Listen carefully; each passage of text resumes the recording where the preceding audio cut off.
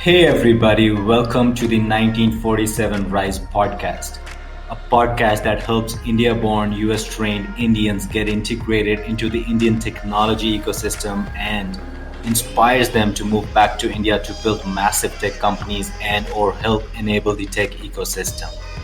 We do this by interviewing India born, US trained Indians who have moved back to India and built massive tech companies themselves and or helped enable the tech ecosystem.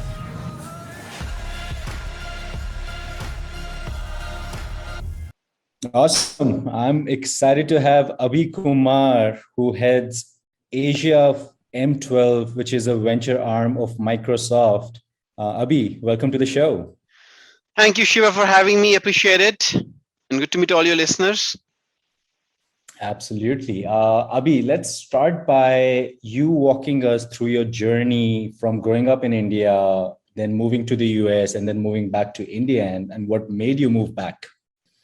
Yeah, thanks, Shiva. Great question. So I spent, like probably a lot of your listeners, a long time thinking through where I wanted to be long term and what I really wanted my impact to sort of be in the ecosystem.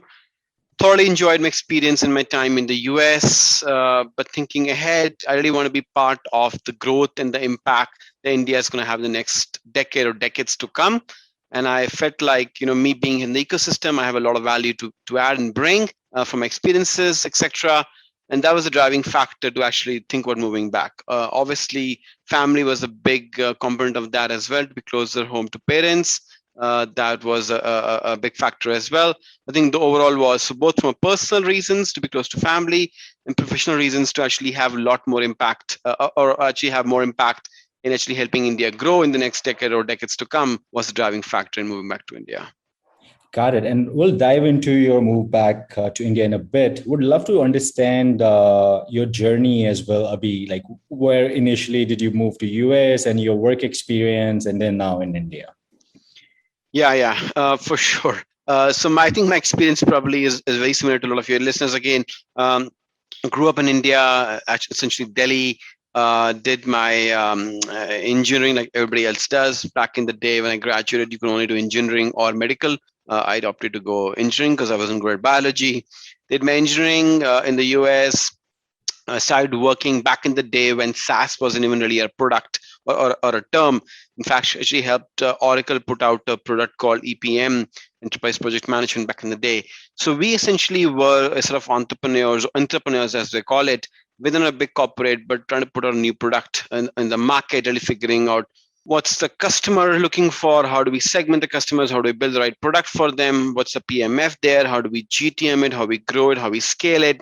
So as part of the PM team, product management team, actually that helped build and develop the product, move to the cop strat function to be able to go and scale the product. Then essentially as part of Oracle, we were very successful. We essentially rolled the product out globally, and this is again back in the day when you really did not have the business model of SaaS, and the GTM was essentially we figuring out what the right way to get the right experience for users was.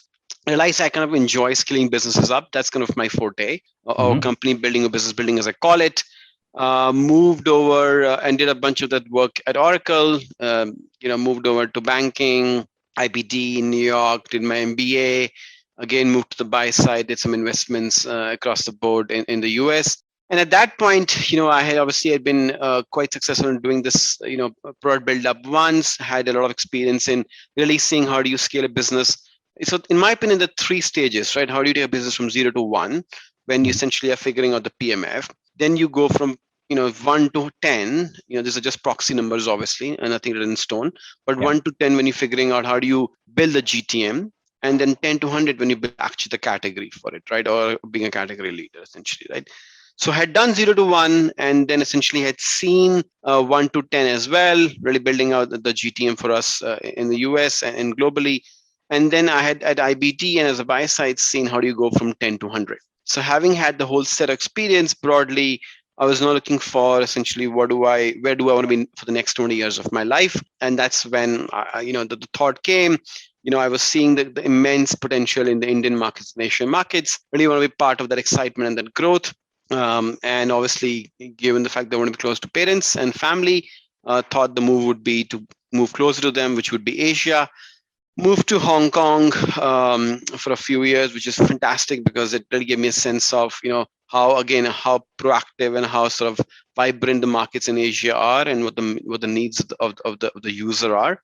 A few years back, was brought in to essentially look after emerging market strategy at Microsoft, to kind of stitch together the three elements of what are we doing in emerging markets, what investments are required, and how do we execute on them, right? Kind of the three elements of it. So did that, and as a part of that, also help land M12 for us in India to cover all of Asia.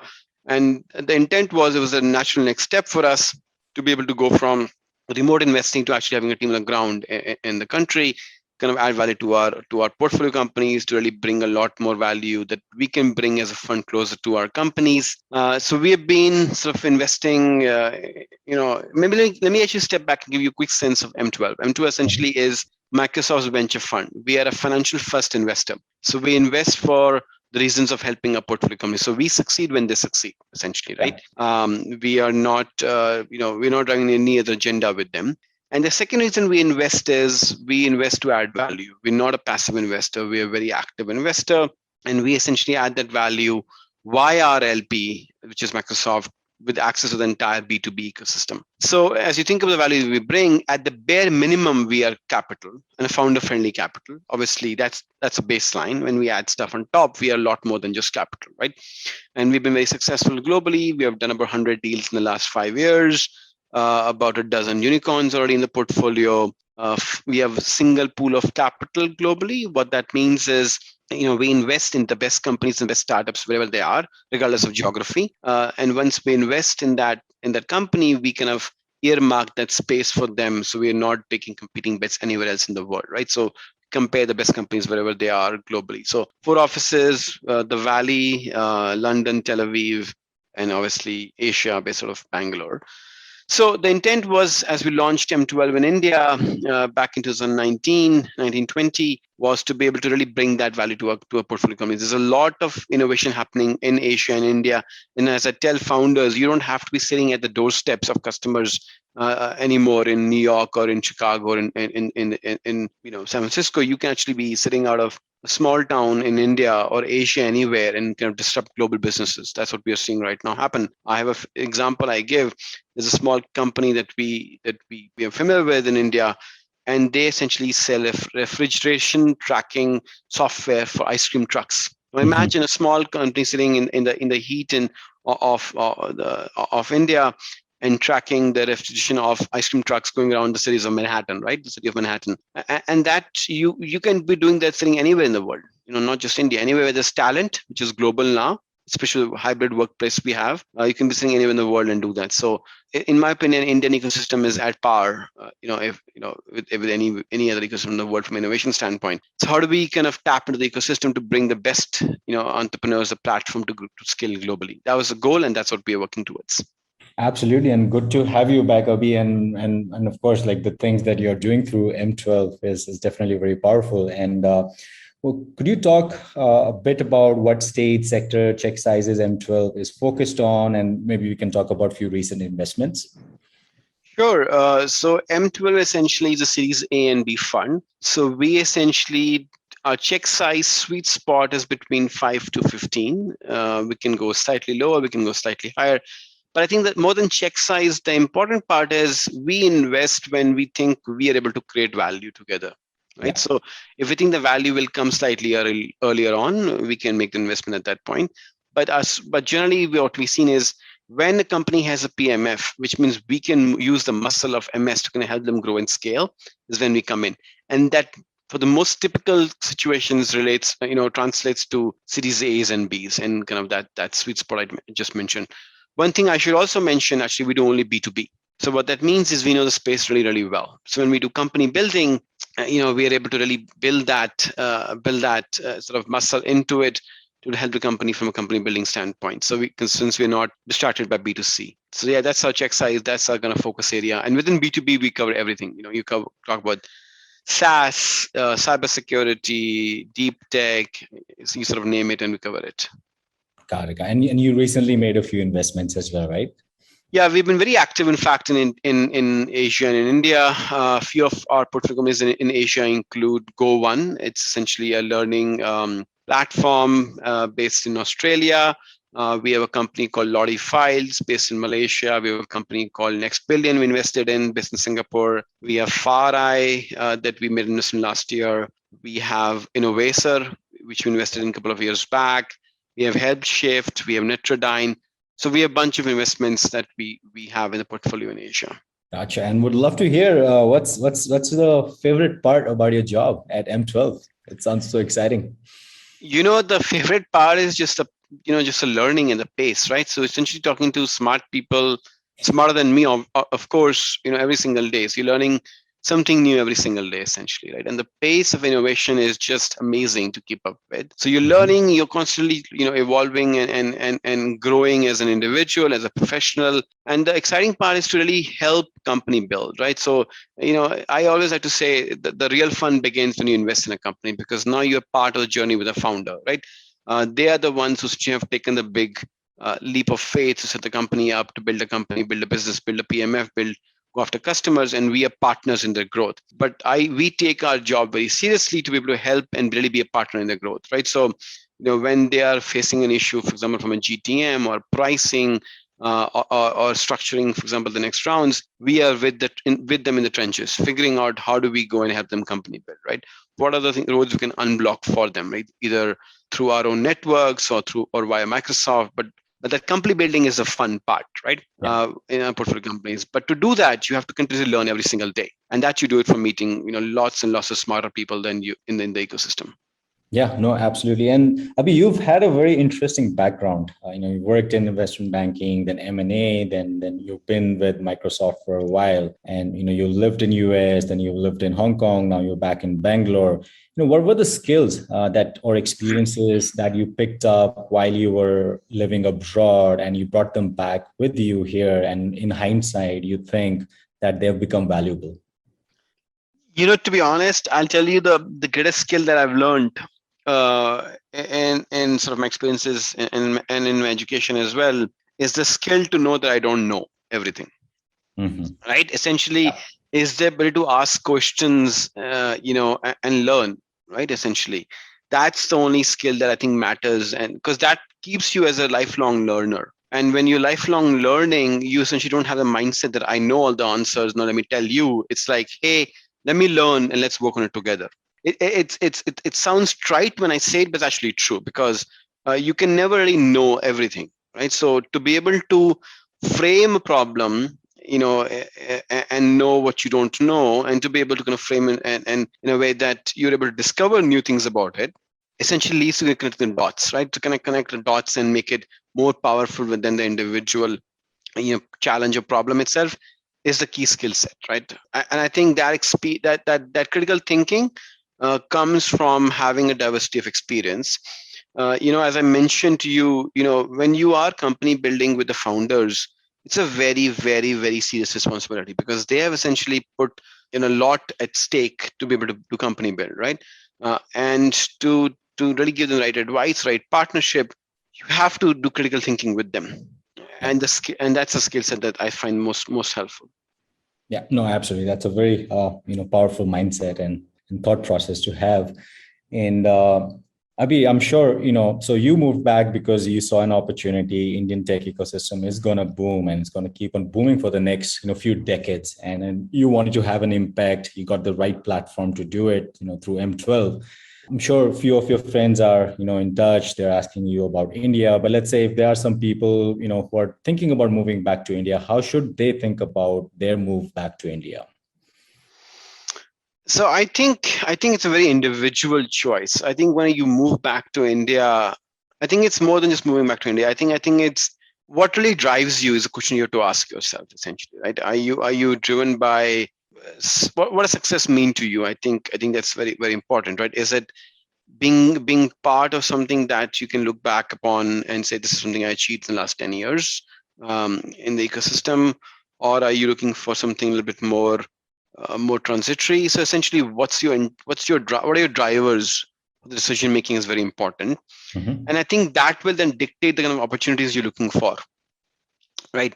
I will tell you. So moving back to India is not easy. What that means is, unless you have the right reasons to move back, it will be difficult, right? So, example, right reasons. I mean, either the depth of commitment. For example, I really want to build something long term, and I'm here to stay, and I will deal with the entire challenges of bureaucracy, or just the issues of the mundane issues of existence. That is one. Or you have, let's say, very deep family reasons to move back to India. So you really have to have strong reasons, otherwise it will become difficult, because we all used to a certain way of doing work out in the West.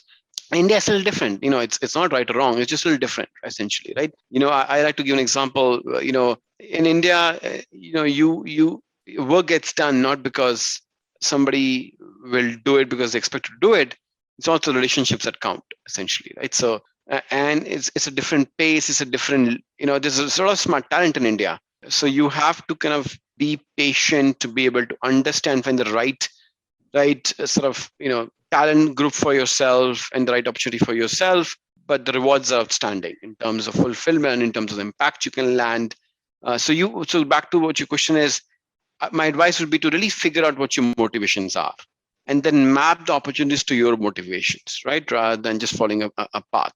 And I think you'll realize, I always tell my companies, portfolio companies as well, to really get the best outcome, you have to do two things: find out a person's motivations, and then align the incentive to the motivations, and then you're done. You can just essentially kind of be on autopilot, right? So, example, someone's motivations are they want to have, let's say, a large team, for example, to manage, right?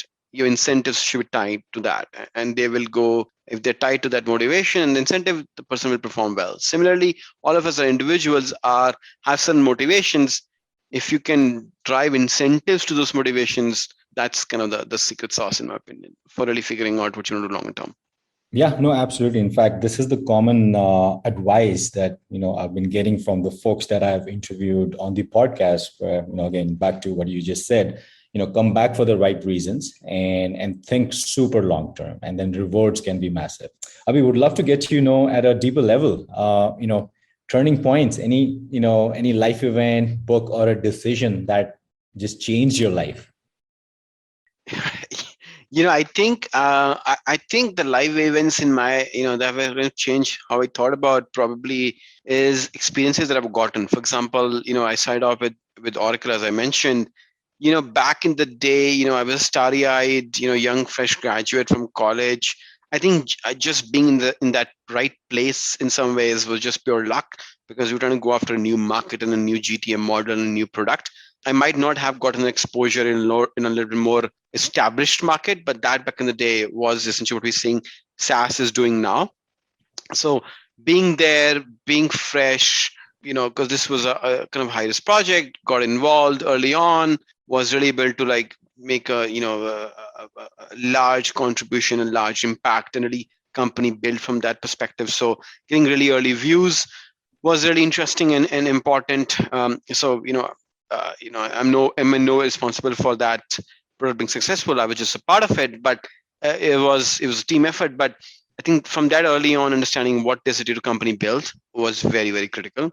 And then essentially IBD was a good exposure, because it showed me, essentially how do you then take a company from a 10 to 100 kind of scale, because now you're dealing with at a very different scale of businesses, right? What are the synergies you're driving from business longer term? How are you thinking about growth? How are you thinking about ROI, etc.? To really set the business up at that scale was very interesting. Then I think what I learned in my MBA was that you don't know everything. So how do you stay humble? How do you stay hungry? And how do you ask the right questions? Very important. And I think all of this kind of led me to take what I do very seriously, but obviously have fun along the way. But seriously, because you know that what you're doing, essentially matters a lot to the companies you work with. So you really have to be authentic, and you have to go deep. So I think the transform experiences were probably what I did at work, in my education, and obviously moving back to India, right? So or moving back to Asia. Really excited about the opportunity we have here on the ground, and the part that we can all play in sort of making sure we monetize that opportunity for the country and for the population. Yeah, no, look, from outside, Abhi, it looks like, things are going for you, things are working for you, but we know, right? Like, along the way, you've been just figuring it out. So let's talk about like, what do you struggle with? What do I struggle with? It is a constant struggle to make sure that to know that you're right or wrong. So in venture, there's no right or wrong answers, right? Mhm. It is the actual results come out 5-10 years down the road, right? So how do you know you essentially are giving right advice to your founders? That's the hard part, right? How do you know you're not you're being the most thoughtful that you can be? Are you doing enough to add enough value? Because success is combined, but failure can be individual, right? So how do you make sure that you are able to do your best to add value to your founders? What do you know what the right decision making is? You sometimes even question, is it example, in the last 2 years when we had COVID and there were like terrible wave 2 in India, I was questioning whether I should have been in the US, right? I mean, is it safer to be there, right? Essentially. So you made all the right choices at the points you made them, but you always have to go back and question whether this was the right choice for long term, right? So especially in the world we have had in the last 2 years, essentially, or a year and a half. So I think you struggle with, you figure out as you go along. But I think as long as you're true with your intentions and you're true with your and true in your depth of your engagement, I think there is no right path for everybody. Essentially, it's your path and your own path, right? I think that's what really creates clarity in mind, right? Hey, I did the best I could, right? So there's one test I always do in my mind is when I'm doing something, I ask the question: is this going to matter to me or to people around me in the next 1 year or 5 years, right? That right. So if it does not matter in 1 year, 5 years, then I deprioritize that particular action or spend time on it, right? If it will matter, then I will figure out where the priority list it sits. So but that's one very clear way of figuring out what's important to you and how do you think about it longer term. Yeah, no, I get a sense that you spend good amount of time on doing reflections. And Abhi, was there, do you have a favorite failure of yours? And what I mean by that, in the moment, it felt like, man, this is over, like boom, done. But in the hindsight, that was probably the best thing that had happened to you. Hmm. Mm, it's a good question. A favorite failure, the probably the favorite failure I had is when we were in the I mean, every time you make an investment, essentially sometimes you lose deals, but I think those are very trivial stuff. I mean, you lose and you win some. Probably my favorite failure was back in the US when I was trying to figure out what do I really want to do longer term. And I think I really wanted to essentially go and start a company of my own and work with a couple of ex-founders to actually do that. And we tried that as well while I was working there in the US, but we couldn't scale the business up off the ground, right? And at that point, felt like I just don't know. I couldn't scale a business up. Maybe I'm not meant to be a founder. I'm not meant to be the innovation ecosystem. And it felt very personal because, as I said, failures are individual. I felt like maybe I need to do more reflection and get more experience and to be able to understand that. But I didn't get any feedback. I didn't understand what we did wrong as a founding team to be able to get our ideas off the ground. And the vision conviction that we had, we were not able to communicate that to essentially either investors or stakeholders or to hire new talent. So that felt like a big gap, and felt like I'm never going to make it in sort of innovation landscape, right? But I think that fear teaches you as well, because now I learned what's not to do, right? And I also understand the challenges and what really goes on in the minds of founders, not just in the fundraising, but in new company building, essentially, right? To me, fundraising a very small element of company building. So to be able to be in their shoes, in that journey with them, I think that failure was really instrumental in mapping out their vision. Yeah, thanks for sharing this. And Abhi, what's success to you? I think success to me is essentially, building a legacy, essentially looking back and saying, yeah, I was part of something great and this is what great looks like, right? Whether it is, even impacting the lives, positively of a couple of people around me, or it is, helping a startup really achieve their vision and what they set out to be. But really to be able to what I say, look back and say, this is what I helped achieve, essentially, for not just for myself, but for a team of people or for a group of ecosystem partners, right? So that's success to me, essentially. Like, So we know you because of M12 and because of your work, what do your friends know you for? What do my friends know of me? Somebody who's, straightforward, loyal, somebody who's essentially there to help them when they need it. Somebody who probably also, Has some humor. a little bit of humor, is maybe a little bit too busy and too overwhelmed, but and sometimes doesn't stay in touch as often as they want him to. But yeah, essentially somebody who's I mean, people matter most to me, to be very honest, right? I think that I enjoy the most in anything. So I am kind of what you see. So there is, what you see is what you get, kind of a thing. And people are most important to me. So I will go out of the way for relationships, and I expect the same thing, right? So I give, but I also expect the same thing back, right? So I think that's what my friends know me for. Love it. If you don't need money, fame, or attention anymore, what would you work on, Abhi? So people have asked me this, would what time? I mean, it's too early to get retired, but I think what they're asking is, what would you do? Let's say if you weren't working, what work is, right? What we classify. Essentially, I'll have to keep doing something. I would get very bored very quickly. So I need to be engaged. I need to be constantly challenged. And the reason I like the work we do is because I'm always at the edge of something and looking, ahead, and on the precipice and seeing what's going to happen next. And I could be wrong, I could be right, but that's the exciting part. So if I didn't need all these three things, and in some ways I operate in the same manner. I those things are a byproduct, not really what you seek, Yeah. essentially. So I operate because I enjoy what I do, what I'm doing, right? And I will continue to enjoy what I'm doing. So whether it is, learning some new sport, and I know you and I have talked about tennis, and you teaching me, giving me tennis lessons. But either I'm learning a new sport, or I am essentially learning a new skill set, or learning a new industry, or making new investments. But just learning and doing stuff and moving myself forward is very important to me. I am somebody who essentially has a tendency to get bored and lose attention, so I have to stay engaged constantly. Yeah. So last one. What do you do when you're not working?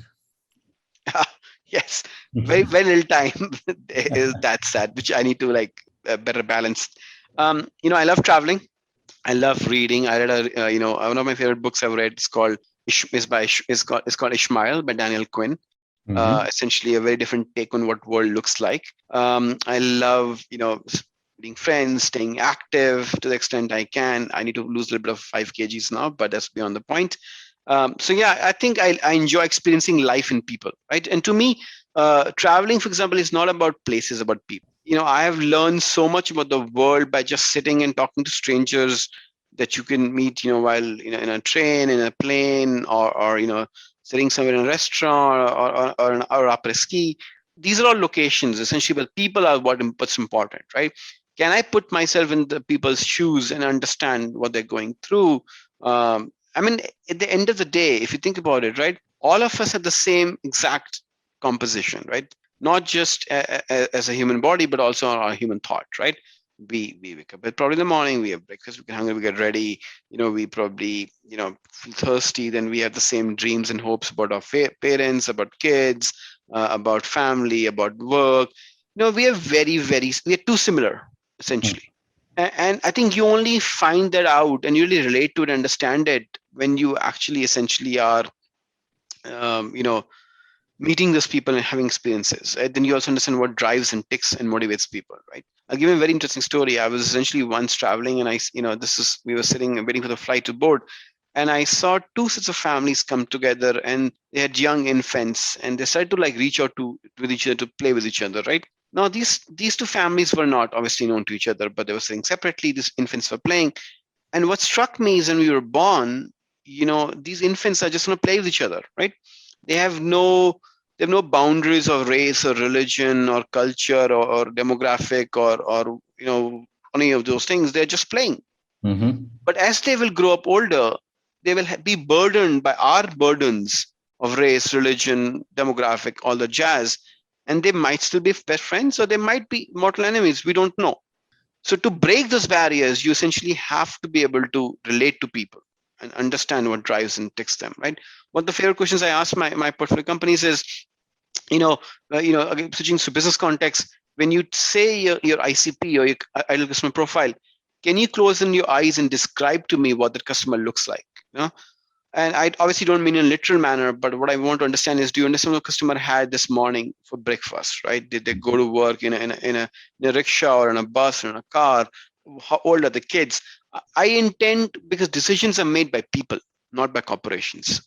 So if you can essentially figure out really what your customer looks like, what they had for their meal, what point in life they are in, what pain points they're solving for, you'll be a much better business professional. Same thing applies to us as individually as well.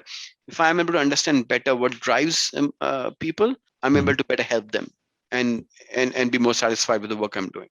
Yeah, no, absolutely, and I think it's a beautiful experience when you travel to different countries, and especially when you meet people from different worldviews and different cultures. So I was in the tennis team at San Diego State, and the team was from 15 different nationalities. And the cool thing, like, couple of things. First, it really humbles you down. It tells you, look, there's no right or wrong. It all comes down to where you're coming from, right?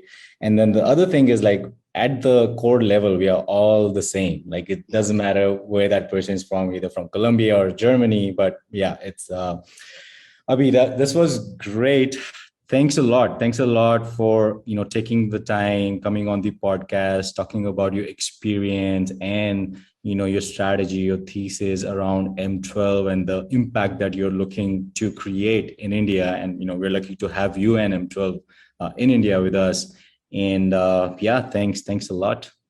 No, thank you for having me, Shiva. I hope this was fun, and happy to take any questions from your listeners if they have any via you. So thanks for having me.